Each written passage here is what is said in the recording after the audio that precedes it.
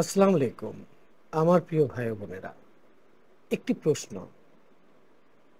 নিজেকে করুন, চারিদিকে তাকান, দেখবেন আজকের পৃথিবীতে আমরা বেশিরভাগ মানুষ কম বেশি মিথ্যে কথা বলছি। কেন বলছি? দুটো কারণে বলছি।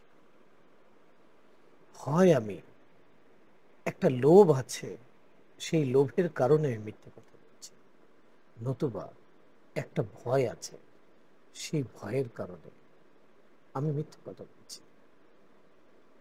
লোভটা কিসের? আমি কাউকে একটু মিথ্যে বলে একটু বেশি বেনিফিট নেব, এটা কি সম্ভব? খুব চিন্তা করবেন, সম্ভব না। আমি ভয়ের কারণে মিথ্যে কথা বলবো। যখন ভয়ের কারণে মিথ্যে কথা বলবো, আমার চেতনাটা দুর্বল হয়ে যাবে।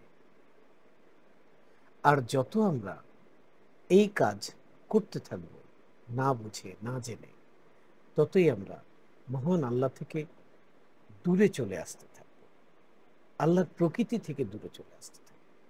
তখন সোর্স আমাদেরকে হেল্প করবে না, কারণ আপনি তো আল্লাহর কাছে লুকায়ে মিথ্যে বলতে পারেন নাই। তাহলে আপনি যার জন্য মিথ্যে বললেন, তাকে গুরুত্ব দিলেন আপনার স্রষ্টার থেকেও বেশি।